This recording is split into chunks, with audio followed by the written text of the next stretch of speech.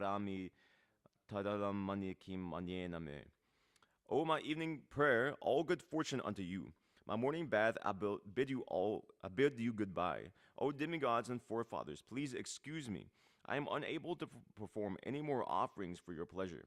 Now I have decided to free myself from remembering all reactions to sin simply by remembering anywhere and everywhere the great descendant of Yadu and the great enemy of Kamsa, Lord Krishna. I think that this is sufficient for me. So what is the use of further endeavors? Srila Madhavendra Puri further said, I'll read from the book because it's a little bit easier for me. Mudgam mam nigantu niti nipuna Brantam muhur vaidikaha mandam bandhava sanchaya jaradhiyam muktadharaha sodaraha unmatam dhanino viveka chatura kamam mahadambikam muktum na kshamati managapi mano govindapada spriham. Let the sharp moralist accuse me of being illusion. I do not mind. Experts in Vedic activities may slander me as being misled.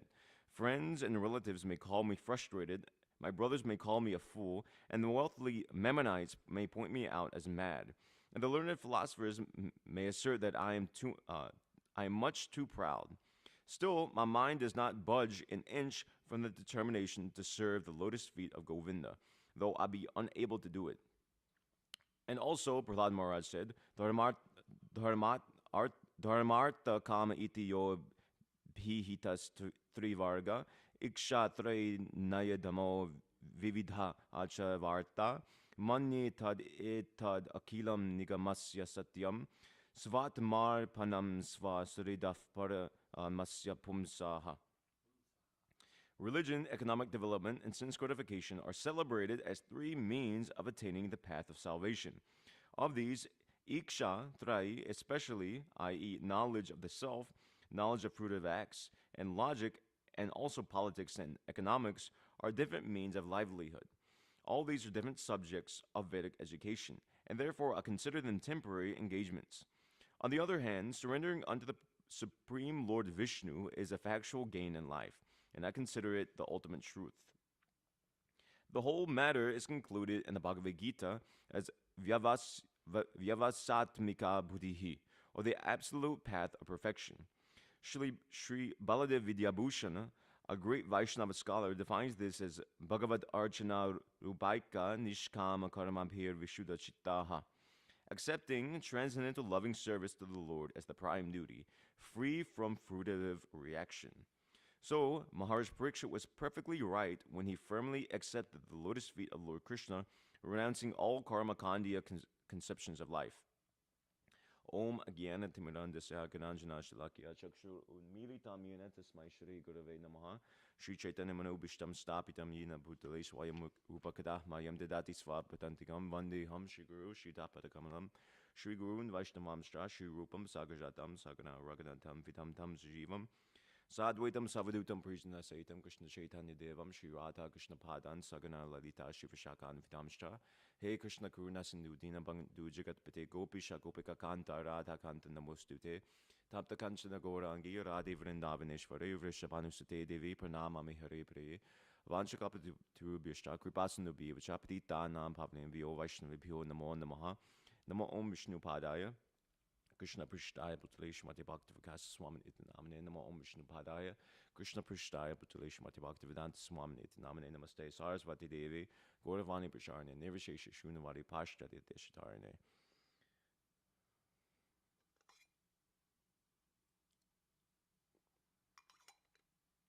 There's a very long purport. I remember this purport initially when I read the Bhagavatam. Particularly these two prayers by Madhavendra Puri, where he bids farewell to his evening prayer, his morning bath, etc., like this. And then the second verse, which I just read, explaining how Madhavendra Puri is saying, let the sharp moralist accuse me of being an illusion, I do not mind. Experts in Vedic activities may slander me as being misled. Friends and relatives may call me frustrated, etc., like this. Exhibiting his, I'm just forgetting, I don't know the English or the exact Sanskrit, but the verse that actually Ishvara Puri cited in the 11th canto as being the essence of the Bhagavatam, that the devotee chants the holy name in ecstasy, not caring for any sort of worldly obligations or worldly opinions. So Madhavendra Puri himself is exhibiting this in this verse. So, to go through this purport systematically, so, of course, this is in reference to the previous verses. It's relating the ongoing conversation to what Maharaj Parikshit was asking. So it's being mentioned over here that all these questions that you're now asking me, the same thing was asked by Maharaj Parikshit at the end of his life. So the speaker is glorifying the questioner. And so it specifically is describing here a great sage, the great soul Maharaj Parikshit, constantly wrapped in thought of Lord Krishna, knowing well of his imminent death, renounced all sorts of fruitive activities, namely acts of religion, economic development, and sense gratification, and thus fixed himself firmly in his natural love for Krishna. So this is the central point of the verse today, and of the purport. The Maharaj Parikshit, at the end of his life, he renounced this karma trivargikam, as is described here. This dharmart, what is that? Dharmartha and kama. So religion, economic development, and sense gratification, simply put. But he didn't renounce significantly moksha, or more importantly, pramartha mahan, the fifth goal of life, which is developing love of Krishna. In fact, that was the central goal of all of it. In fact, he fixed himself, it's specifically said here, in that fifth goal. It comes in the verse, Krishnanubhava Shavane. So he fixed himself in this Krishnanubhava Mrta. And he gave up all the previous verse. It describes how he gave up his kingdom, his house, his family, so many animals like horses and elephants. And he also gave up all these principles of life, which people in general very much hold dear, sense gratification, etc., like this. So Srila Prabhupada, he says, generally these three activities were found, particularly among householders, they're stressed, and they're generally attractive for the conditioned soul, generally speaking. And he said this was in former times, not now. Srila Prabhupada, he makes the point that this dharma is not so much emphasized now. In today's godless civilization, he uses the word. But still, people are very much eager to cultivate sense gratification and economic development. But one point is that the Vedas prescribe dharma there's many different reasons, but also the understanding is that dharma leads to kama and artha. Otherwise, without a sense of dharma, sense gratification, economic development, they can't actually come about. And short, in the language, so to say, of Srila Prabhupada, without pious activities, you can't reap the rewards. You can't enjoy sense gratification without any sort of pious acts before, nor can you have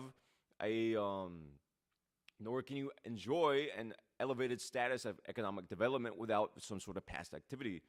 I was just reading, actually, Srila Prabhupada, his lecture on this verse, he brings up the point that, he's speaking in Los Angeles, I don't know what year, I believe 72 on this verse. And he's saying that, so just like you're all born in an American body, so there's different sorts of bodies, and that the different sorts of bodies entail with it a certain standard of comfort, a certain standard of religion, economic development, and sense gratification. So it's a basic point, but he was bringing out the point that specifically the American body, if you see, so much comfort is available there in America. So naturally,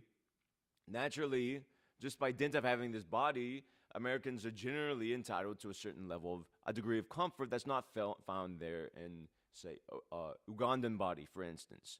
Those who have bodies coming out of Liberian bodies, Ugandan bodies, etc., enjoy a different level of comfort than that of those inhabiting American bodies. So their mental capabilities and their capacity to enjoy and their standard of comfort is different.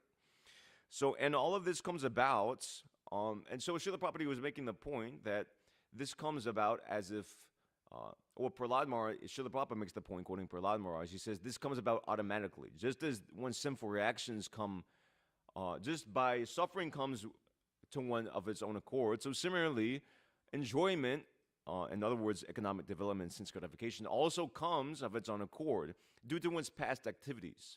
And so therefore you see Some people labor very hard and they live a very miserable life. Whereas other people, they labor very little and they enjoy and live a very comfortable life. Just like somebody may be working in doing manual labor all day, 12, 14 hours a day, and still he'll struggle to meet ends meet. Often you see this in poorer countries, or at least we hear about it.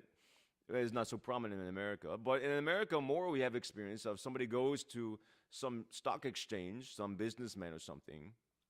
He asks, what is the rate of this going for? He buys something and then he sells it. And he works for an hour, and in the course of that hour, he's gained $100,000. So and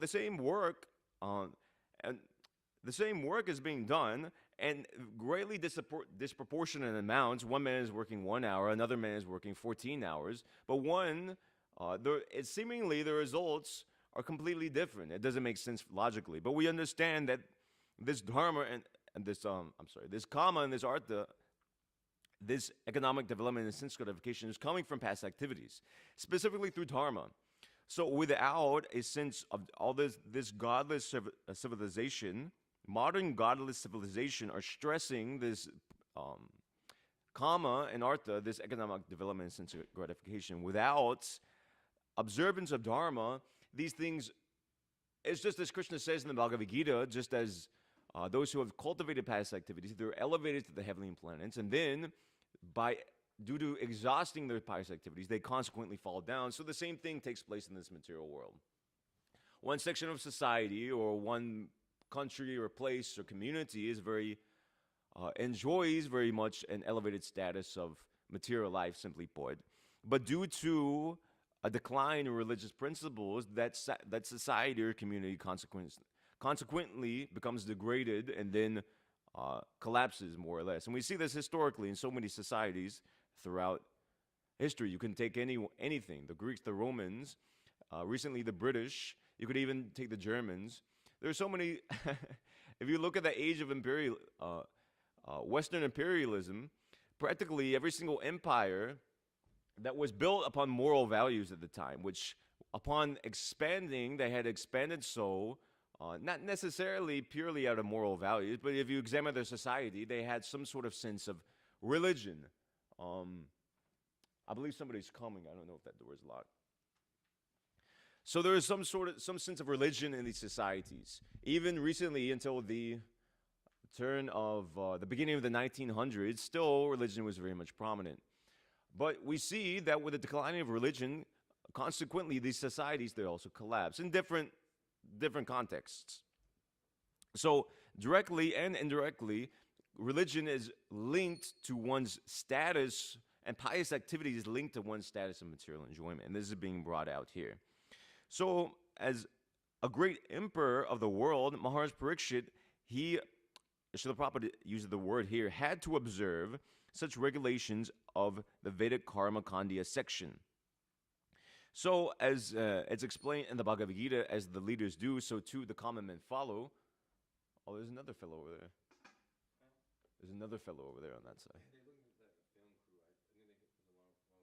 Oh yeah, I think they're the wrong place. So in the Bhagavad Gita, Krishna explains, as the Bhagavatam, same thing comes in the ninth canto, that as great men do, the common men follow.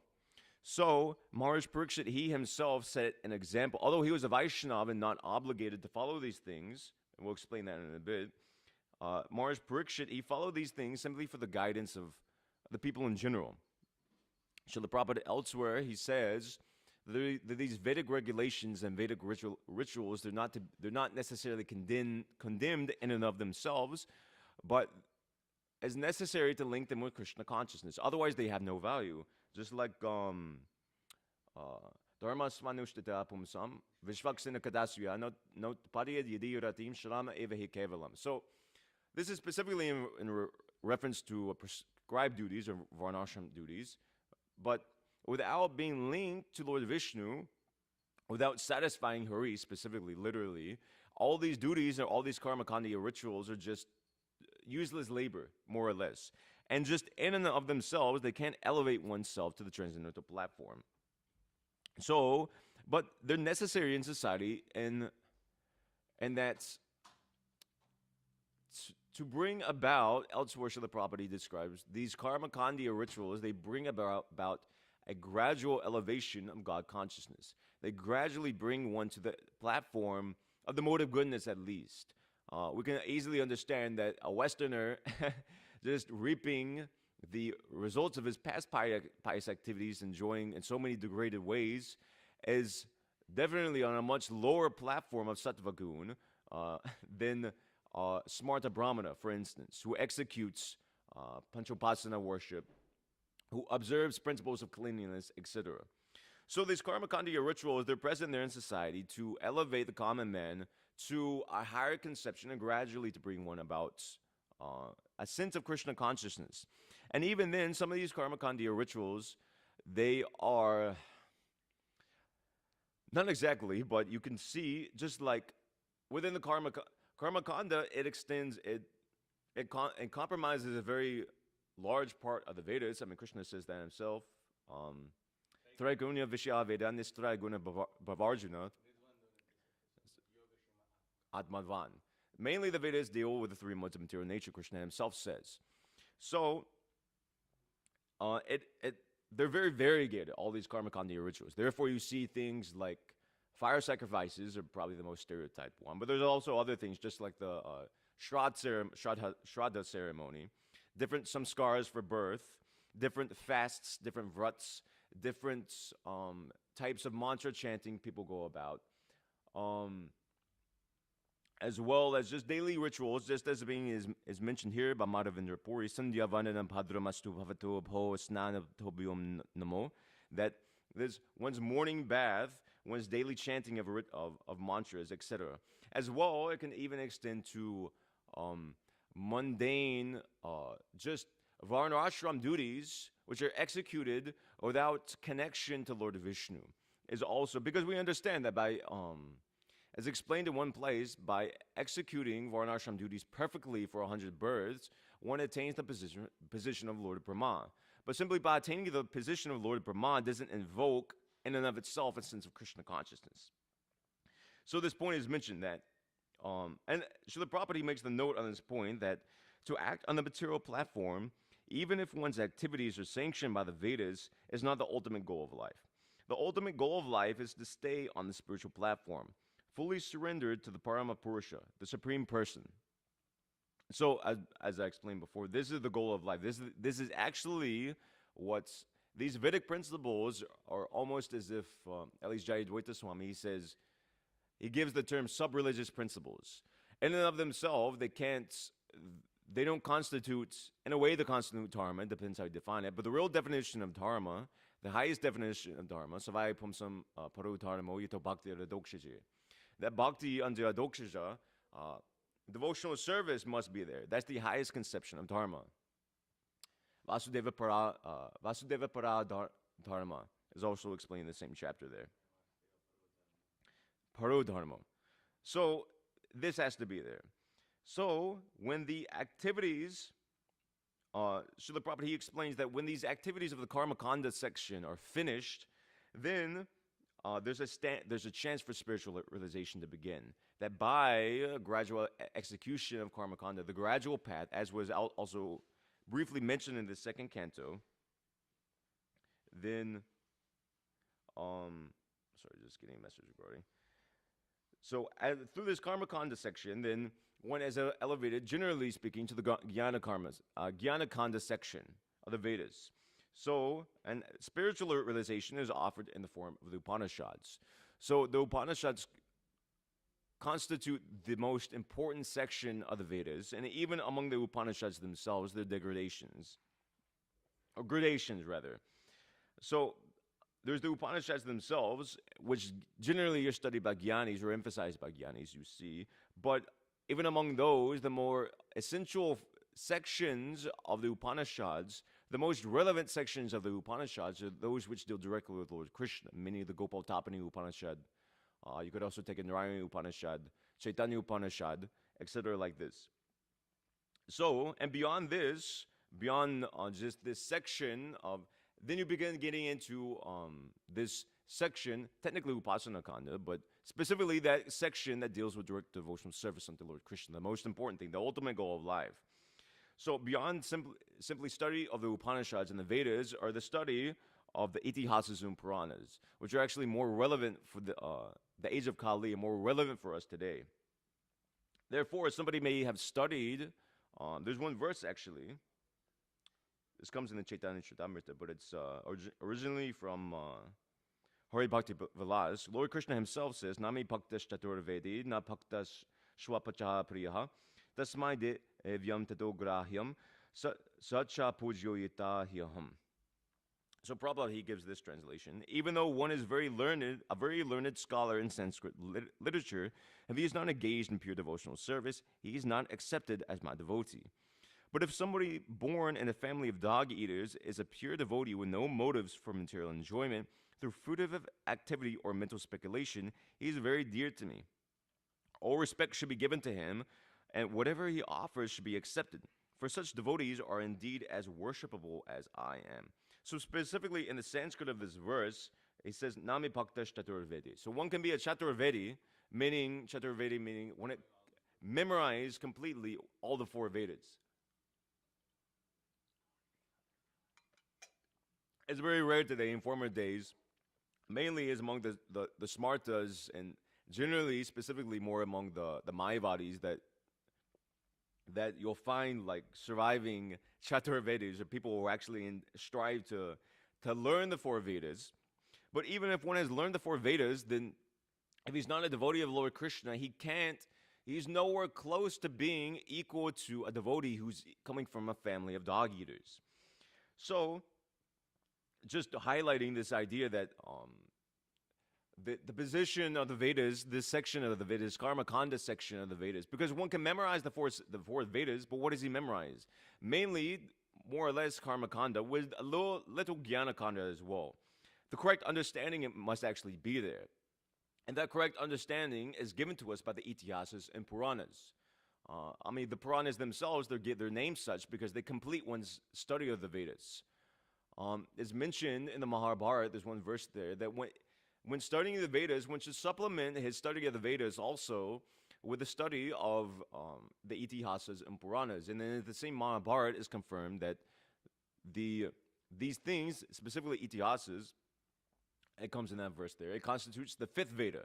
And so Srila Prabhupada gives he explains that the Bhagavad Gita is the essence of all the Upanishads. It's the fifth Veda, and it's the essence of all the Vedas. One can find, Srila Prabhupada writes somewhere in the beginning of the Bhagavad Gita, we can find everything that's in the Bhagavad Gita, or rather to say, within the Bhagavad Gita, there's everything you'll find in other scriptures, meaning everything you'll find in the Vedas is there within the Bhagavad Gita. Therefore, you see many of the aphorisms, many of the verses from the Gita parallel that of the Upanishads themselves. If you read Srila Prabhupada's Bhagavad Gita as it is, you will see this. He'll quote, for example, this verse, Hanyati Hanyamani Sharire, and he'll give, quoting from, I assume, Baladev Vidyabhushan, that the same verse in a slightly altered form sourced from the Upanishads. So the Gita is the essence of the Vedas. And Bhagavatam, coming from the Puranas, obviously, Bhagavatam is the crest jewel of the Puranas, and the Bhagavatam is the essence, Nigamakalpa Torogalitam Palam, is the ripened fruit of all Vedic literature. Elsewhere in the 12th canto, I don't know if it's Vyasadeva or Sutta Goswami himself, he speaks that this Bhagavatam, it's Vedasaram.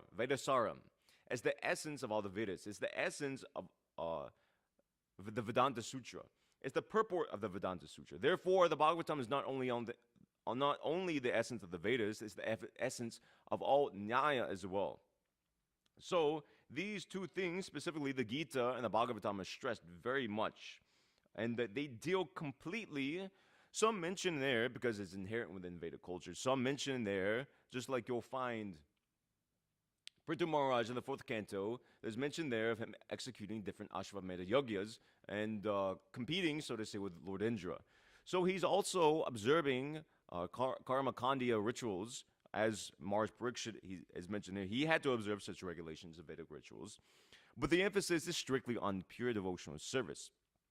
These karma kanda rituals, they're only they're super you could say like that, superficial, or they're external to what's actually going on. So like that. So as has been mentioned, the the Vedas mainly deal with the three modes of material nature, and these all these things they're prescribed within the Vedas. These systems of yoga, these systems of the different vrats, different types of japa, etc. Lord Chaitanya Mahaprabhu, there's one verse. He says, "Karma tapa yoga jnana vidhi bhakti japa dhyan iha hoiti madhurya doraba kevala jayaragi marg bhaji Krishna anuragi thare Krishna madhurya sulabha." So the rough translation of this is that all these processes, karma, tapa, yoga, jnana, vidhi bhakti, japa, dhyana, etc. All you can practice all of these things, but all of these things won't lead you to the highest perfectional stage of the specifically mentioned here of the conjugal love of Lord Krishna, the highest stage of love of God. So all these Vedic things are there, and they have their place. But a devotee keeps his eye on the goal, so to say. He always is conscious of he's conscious of the prayojan, the ultimate goal of life, prayojan, and the means to attain it. And so while a devotee may observe these Vedic rituals for the sake of existing within the world and not disturbing the minds of atheists and non-devotees, or he may not. If you see the example of Gorkishore Das Babaji or the example of Vamshi Das Babaji, they didn't bathe every day. They, in cooking for their own deities, they, even according to principles of the Pancharatrika Marg, they didn't fully observe that. But because they were pure, completely untinged Vaishnavas, they weren't obliged to follow it. So generally, we follow these things. Well, as practicing conditioned souls, we follow these things because we need to follow these things. But pure Vaishnavas, they're not obligated to follow these things. They follow these things for the purpose of not disturbing the minds of non-devotees. Just as if you take one Karmakanda ritual, this Shraddha ceremony, so Srila Bhakti Siddhanta Saraswati Thakur, he told his disciples, or he very much emphasized that the Smarta ceremony is a sort of I don't know if it's like exactly appropriate, because you could say something like a funeral ceremony for one's deceased relatives, offering oblations to one's relatives, offering as a form of worship and like that. So, Srila Bhakti Siddhanta Saraswati Thakur, he emphasized that for a Vaishnava, he doesn't need to follow all these things. Because the ultimate, if you examine what is the ultimate goal of all these karma kandiya rituals, it's Krishna himself says in the Gita, Vidashta sarveraham eva vidyaha, that the end goal of the Vedas is to know him, is to understand him. So for a devotee who is already worshiping and satisfying Lord Vishnu, Lord Hari, he's not obligated to follow, to satisfy, to offer oblations to his forefathers, to offer oblations to demigods. Let me see if I can remember it. Devarshit Bhutatva, Nrinam Pitrinam. That's all I got. Prinam. I want to say Bhuter. Bhuter Mahadbir. I think I'm quoting something else, so I'm mixing it up. But the purport of this verse is as follows. For a devotee who worships Lord Hari, he's not obliged. Charajan.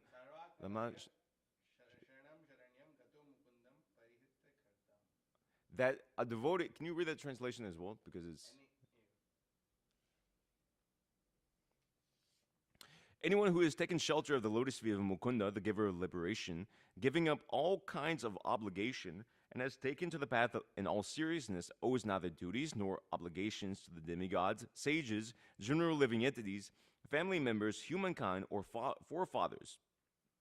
And Srila Prabhupada offers the comment here. Such obligations are automatically fulfilled by performance of devotional service to the Supreme Personality of Godhead. So this is the point. By Krishna consciousness, everything else is taken care of.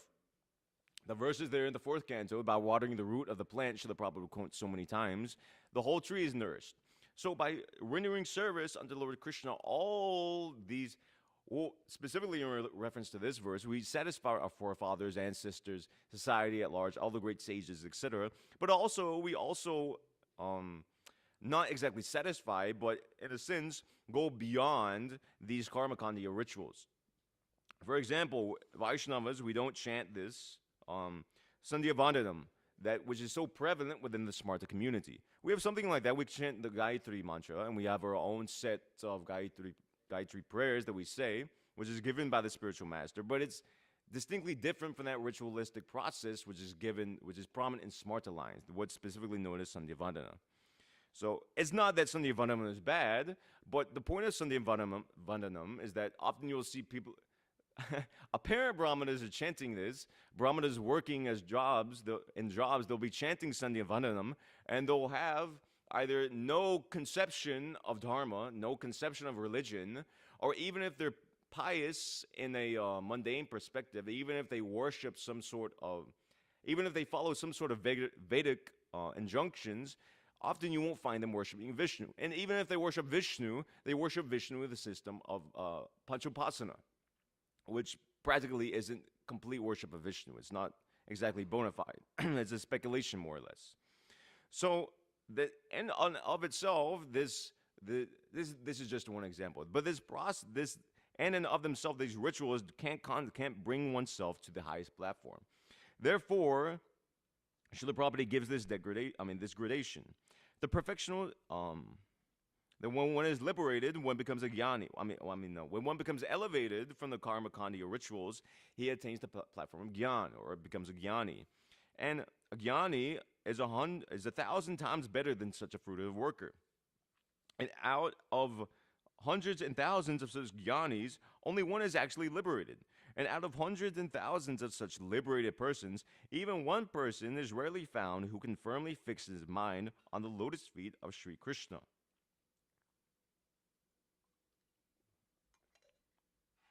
Bahunam janmanam ante jnanavan mam prapadete vasudeva sarvamiti samahatma sudurlabha. It's very rarely found that one who has attained the realization that Vasudeva is everything. Vasudeva is supreme. Vasudeva Bhagavati. As is mentioned, literally meaning Vasudeva is the supreme personality of God. And it comes in so many places in the Bhagavatam, as Mahodsa Prabhu was pointing out so many times. Most famously, Vasudeva Bhagavati Bhakti Yoga Prayojita, Janayati Ashivayaragyam Gyanam Chiyada Haitukam. I think in the second canto it's already appeared like 2 or 3 times at least that I know of. In the third canto it also comes, the same verse actually. Vasudeva Bhagavati Bhakti Yoga Prayojita, Janayati Ashivayaragyam Gyanam Chad Brahma Darshanam. That along with, the meaning is practically the same. The original verse is that when one executes devotional service, then the renunciation and causeless knowledge automatically appear. And so this variation, Jnanam Yad Brahmadarshanam, that along with the same thing, Brahmadarshanam means Jnana, same thing. Or Kapiladev, he speaks this verse. So this conception comes about. And a devotee, specifically in relation to this verse, we see this renunciation becoming manifest in the character of Maharaj Parikshit. The renunciation was already there because he was a pure Vaishnava. He was inherently not attached to his kingdom. Otherwise, he couldn't have given it up in an instant. But specifically, we see here how his devotional service is intensifying. And at the end of his life, he's giving up all these superficial things that are unessential to life, so to say. And often you'll see Vaishnavas do this. I'm just thinking now on the story of Madhavendra Puri, how he was. Generally, it's understood that a Brahmana, he studies the Vedas, he Atato Brahma Jigyasa, he inquires into what is Brahman. And Madhavendra Puri, at the end of his life, he wasn't inquiring into exactly as to what is Brahman, what is the nature of the absolute truth. Rather, he was absorbed in separation from Krishna. So this is a very high stage, of course, but at the end of life, that is what's there. Because as Srila Prabhupada says himself here in the purport, the whole point is to solely and wholly depend on the Supreme Personality of Godhead. And Lord Chaitanya, and so many verses, these three or four verses are quoted in this regard. So this Ashli Shivapada verse exhibiting how Lord Chaitanya exhibited. This is the highest perfection. This is the conclusion of the Shikshashtakam and a representation or an exhibition of prema, the highest stage of devotional service. So Lord Chaitanya is painting this picture here of the complete dependence upon Lord Krishna, whether it be favorable isn't the word, whether it be pleasant for us or unpleasant for us, seemingly from the material standpoint. Similarly, Rupa Goswami, he says the same thing in a different form. O Lord of the poor, do what you like with me. Give me either your mercy or punishment, but in this world I have none to look to except your lordship. The Chataka bird always prays for the cloud, regardless of whether it showers rain or throws a thunderbolt. So this dependence upon Lord Krishna, this dependence upon the Lord is the ultimate, is the end goal, and is what is meant to be imbibed by all these karma kandya rituals.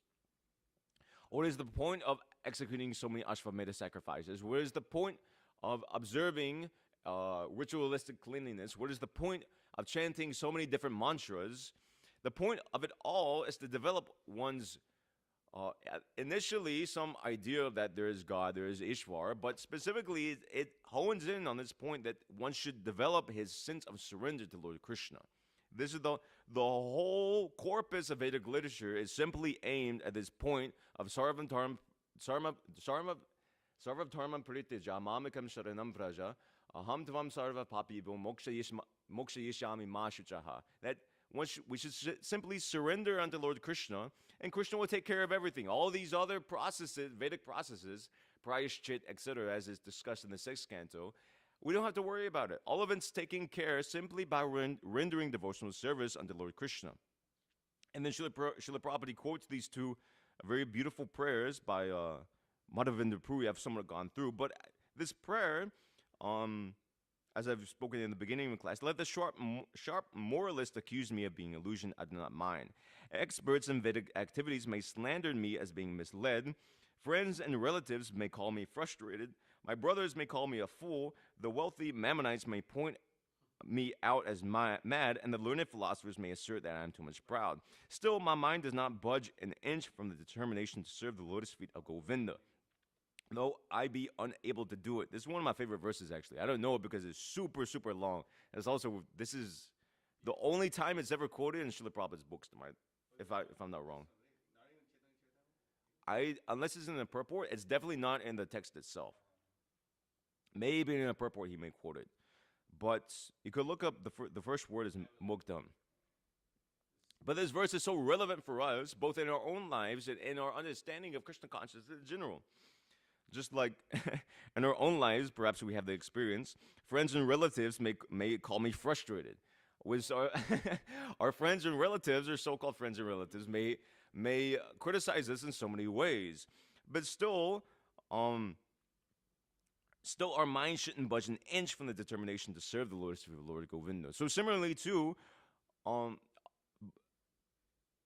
we know that the essence of the Vedas, the essence of all these things is to serve Lord Krishna. But there's so many who don't, and out of envy or out of ignorance they criticize. Just as you see, Srila Bhaktisiddhanta, even Srila Prabhupada himself, he was criticized in so many ways by specifically the Smarta Brahmana community, but also others. He was, I remember somewhere, I forget in what context, I believe Srila Prabhupada, he says something like, the rigid upholders of Hinduism or accused Srila Prabhupada, in his words, of ruining the Hindu religion by offering Brahminical initiation or the sacred thread to Westerners. So, experts in Vedic activities may slander me as being misled, Madhavendra Puri says here. But the thing is, the whole world is actually misled. But the Vaishnava knows. We know the import of all Vedic literature. Just again, same thing. Let the sharp moralist accuse me of being illusion. This is very prominent. Well, even at least appearingly, Srila Bhaktisiddhanta Saraswati Thakur, he was very concerned with worldly morality, but there's a higher principle of morality that's transcendental morality. So seemingly, there's a whole chapter on that. So seemingly, a Vaishnava may be very immoral by worldly means. He may seem to be, it may seem externally that a Vaishnava may be cheating somebody, a devotee may be cheating somebody, just as is mentioned in the first canto that who is that? Was that Maharaj Yudhishthir? As it's mentioned that he I forget what in context that's spoken, but Srila Prabhupada he offers the example of his own example of taking sannyas, how he had cheated his family, just as I believe Maharaj Yudhishthir had also cheated his family by leaving home by pursue only, or is that Dhritarashtra? Yeah, I believe it's that one actually. Yeah. So so cheating may be there, immorality may seemingly be there. From a worldly perspective, it may seem immoral for somebody to leave, just as Chaitanya Mahaprabhu, he left his he left his mother who is completely dependent upon him in Navadvip. Seemingly, it's immoral because the general Vedic injunction is that one should take care of one's mother, one should reside in one's home at least until 50 years of age, and then one can take up the process of renunciation. But there's a higher standard of morality, and that's worshiping Krishna and inducing others to worship Krishna. So this is stressed. And then Prahlad Maharaj, he has this prayer for the chapter of the 7th canto.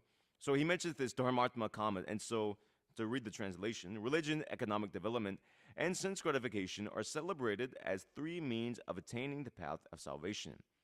Ikshai, i.e. knowledge of the self, knowledge of fruit of acts and logic, knowledge of politics and economics are different means of livelihood. All these are different subjects of Vedic education, and I consider them temporary engagements. On the other hand, surrendering unto the Supreme Lord Vishnu is a factual gain in life, and I consider it the ultimate truth. So I believe this must be spoken somewhere with either Prahlad's classmates or Prahlad speaking to his teachers or Prahlad speaking to Hiranyakashipu. The context must be that Prahlad was attempted being brainwashed more or less by Hiranyakashipu's henchmen, his two what are their names? Shandan and Shanda and Amarka. So I and there, just from memory, he was being taught the science of warfare, the science of politics, diplomacy, the different types of first pacifying trying to pacifying an enemy. He's instructing his schoolmates here. I see. Oh, that's interesting. So, okay, that's cool. So that's the context. So all these things are there, and all these things constitute Vedic culture.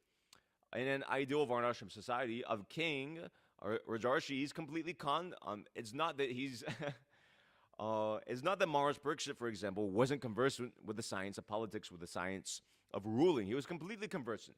Because devotee means, as Srila Prabhupada says in one place, devotee means he's expert in everything. If you see our acharyas, they're completely, specifically as brahmanas, they're expert in all brahminical qualifications.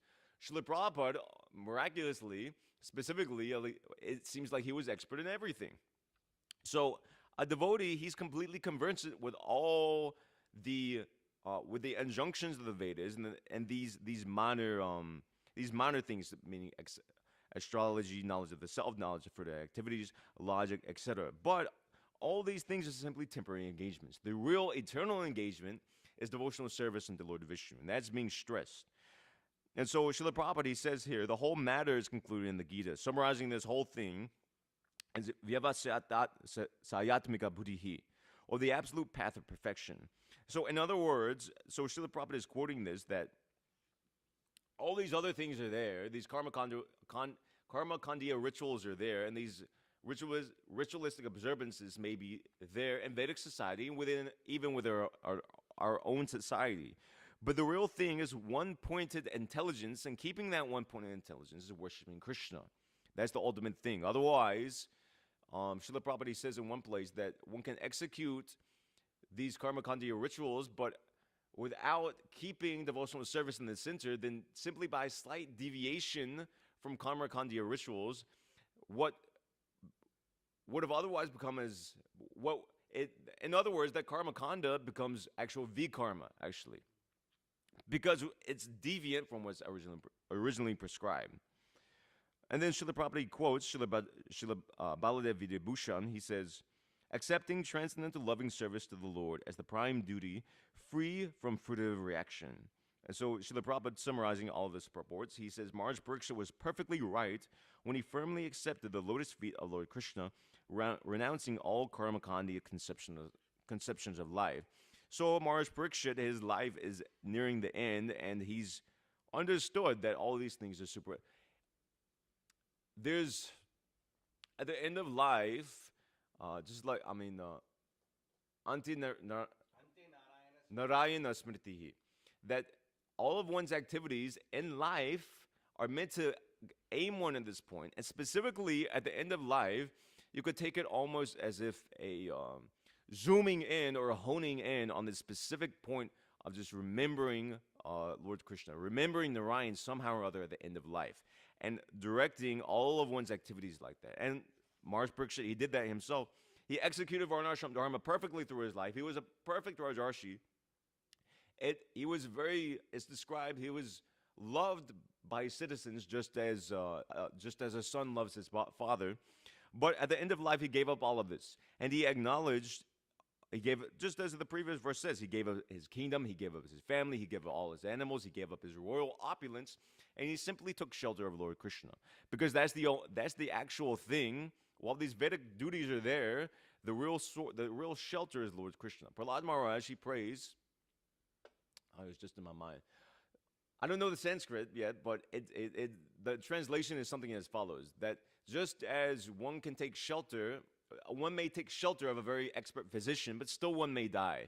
Just as Pedova, I think it's like Nahum something. It's like 25% there in my mind. The purport is this: while he looks that up, it's that a very young infant or child may be very well protected by very loving parents, but still he may be taken away or he may perish. The safety isn't guaranteed. So all these karma kandi rituals, all these even varnashram duties, to an extent, they're all there, and we can take shelter of them to the extent of properly observing Vedic etiquette. But the real shelter and the real point of all this is to take shelter of Lord Krishna, because he can guarantee our destination. He can guarantee our end.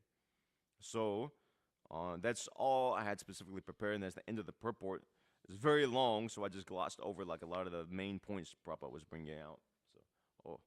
So I can end my class there and open it up for comments, questions, or whatever discussion anybody may have at this point.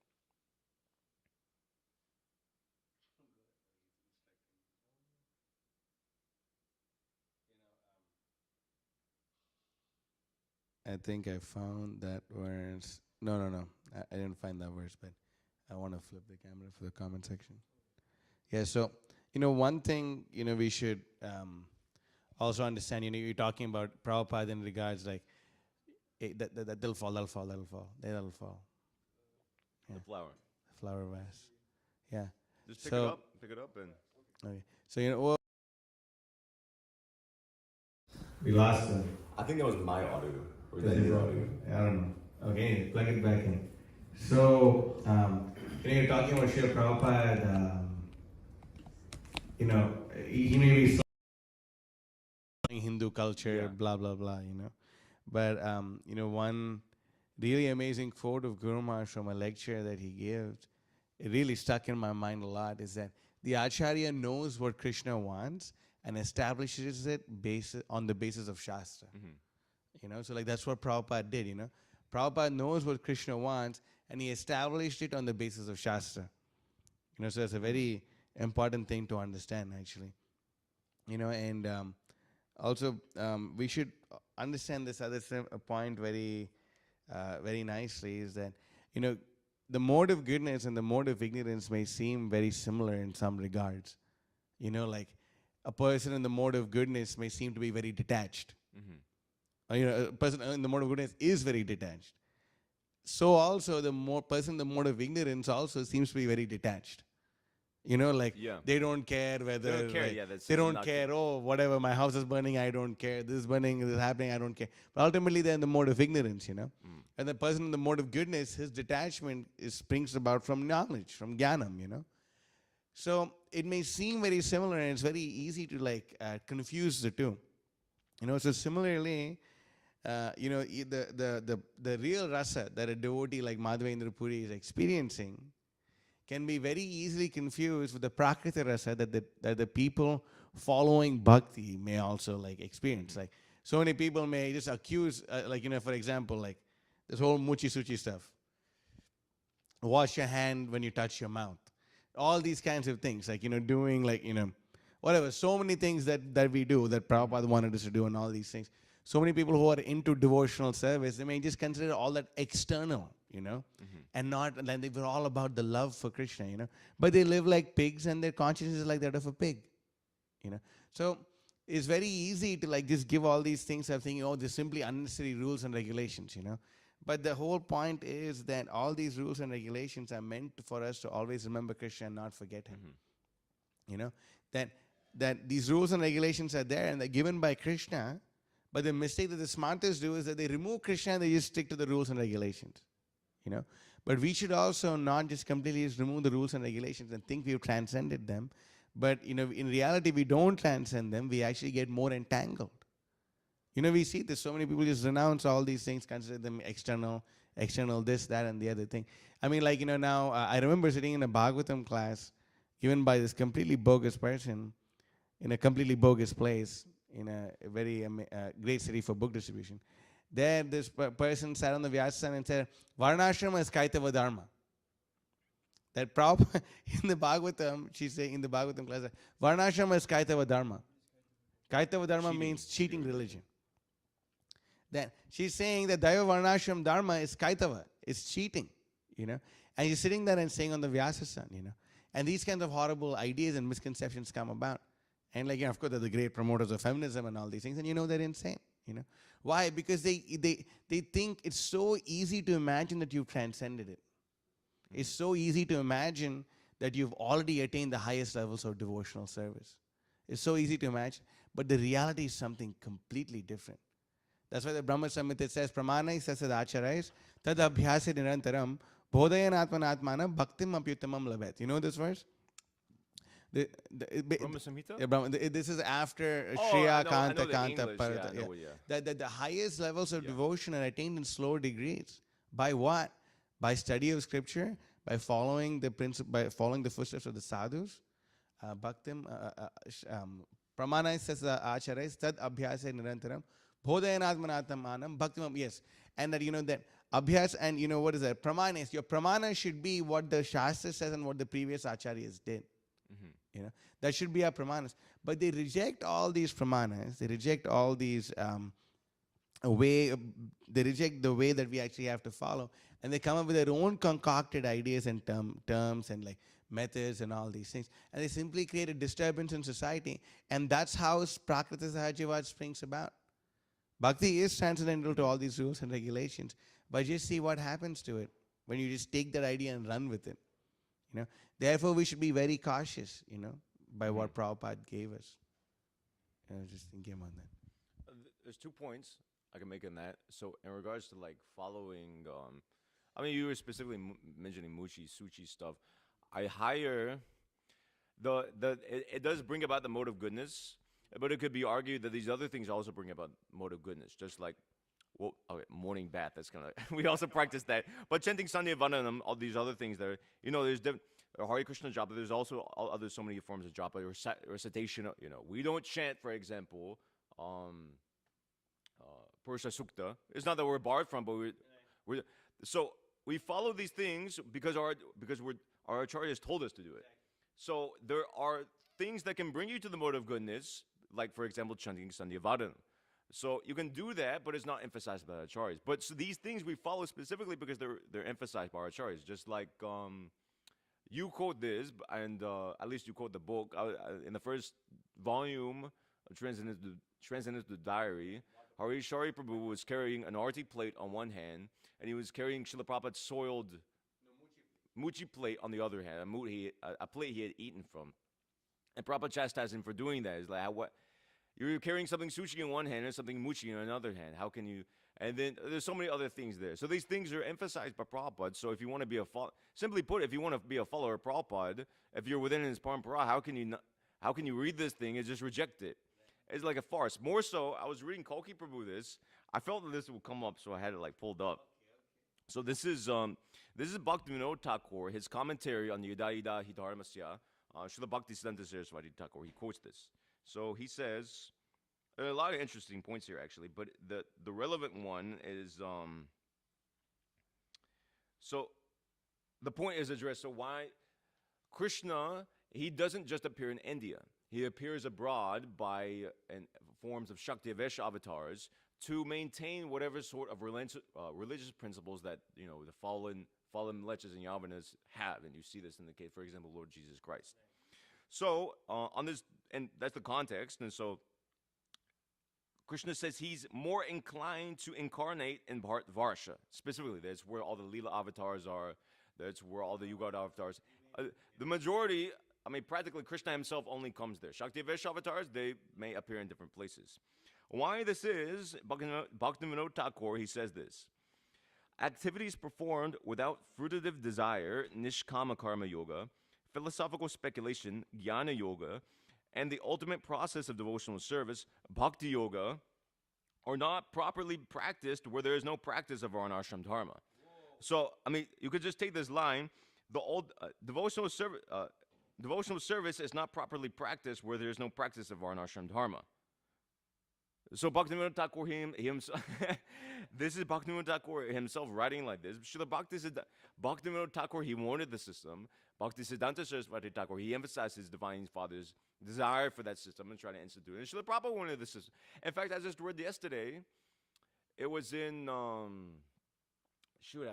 wish I had it in front of me. It was in Transcendental Diary. Nityananda Prabhu, who was the former temple president of New Talavan, had written to Srila Prabhupada, and I had the same question actually. It was really short, but it's relevant and important. So in the Bhagavatam, I think in the second canto actually, Prabhupada writes that the Varnashram Dharma it's impossible to establish in the age of Kali, and something like therefore one should like focus on the system of chanting Hare Krishna is given by this. Something like that. That's the gist of what's given there.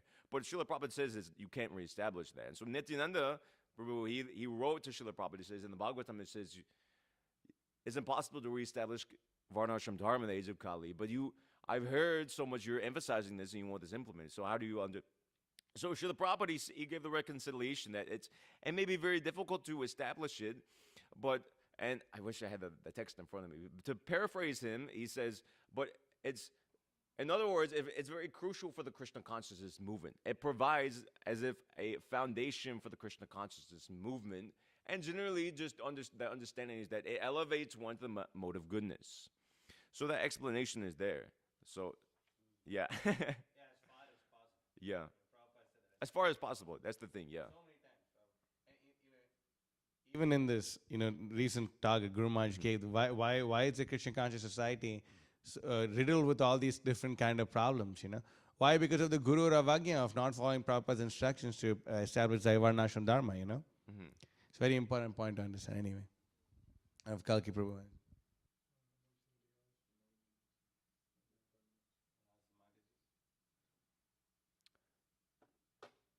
Yes, Mataji.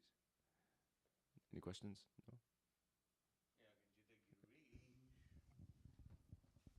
So, Guru Maharaj related this pastime, and I think it's related to what you talked about. Vamsidas Babaji, he would sometimes not feed his deity. Yeah. Because he was on such a high platform that he was intimately relating with Krishna, and his Gopal was misbehaving, so he wouldn't feed him. Yeah. Anyways, I just thought that's related to this class. Yeah, that's true. It's not that he wasn't. It's not that he wasn't feeding his deity because he didn't want to. He wasn't feeding his deity because out of parental affection for Lord Krishna. His Gopal was being naughty, and he was. It's a very high platform. It's completely different than having deities and just not feeding them because you're too busy, for example. So I have two questions, quick. Mhm. The itihasas, Itihasas. I'm not familiar with what they are. Or if, like, Mahabharata and Ramayana. oh, Simply put. Ramayana. Yeah. Okay. Itihasas means like histories, basically, something like that. Okay. My other question is, if one is in the heavenly planets and they run out of pious activity Mhm. while they're in the heavenly planets, what happens to them? Do they have to wait till death to take birth, or what? I mean, generally that's what happens. In my understanding that at their death is the end of their pious activities. Then they come down to as described there in the third canto. More elaborately, they die and then they fall down in the form of water. Then they take the form of grains. Then they're eaten by humans, and then they take a human birth like that.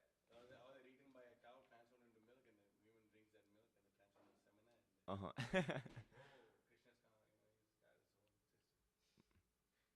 Okay. Isaac has a question I want to ask you.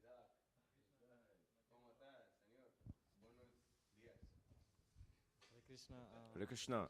Mitravan, Prabhu, I just heard to say that you say Lord Jesus Christ is a Shakti Avatar, and also Prabhupada himself said that, yeah. Prabhupada said it. And I also heard to say that Prabhupada himself is also Shakti Avatar. Yes.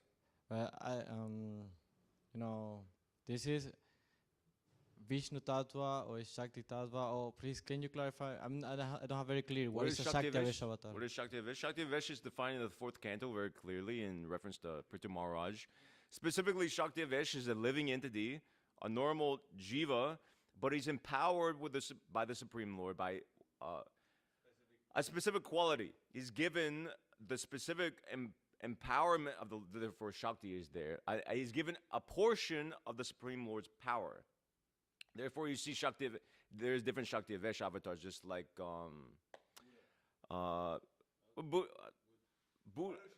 Parshuram. Specifically, I'm just thinking Narada Muni is the incarnation of the bhakti potency of the Lord. The Sanat Kumaras are Shakti Avesh avatars, incarnations of the jnana or knowledge potency of the Lord. And really?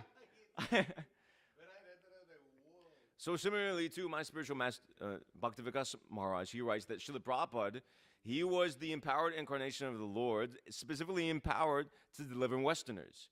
You know, he took such a complex philosophy with so many intricacies, and if you look at the writings of his own spiritual master, what he studied, what Srila Prabhupada studied, the writings of his spiritual master, it's so complex. But he was given specific empowerment by Lord Krishna to condense a very complex philosophy in very simple terms. Therefore, you hear one of Prabhupada's lectures or read Prabhupada's books is like, I can give a lecture, but I can't make it nearly as clear and simple and nice as any of Prabhupada's lectures. Because he has that empowerment by Krishna. So simply put, so Prabhupada's a living entity, but he has that empowerment. So he's Jiva Tattva. Yeah. So, okay. Srimad Bhagavatam ki, Srila Prabhupada ki. Vansha kapil tu vishna, kripasun nabi visha, aptita naam bhavne vyo, Vaishnava vyo namo namaha.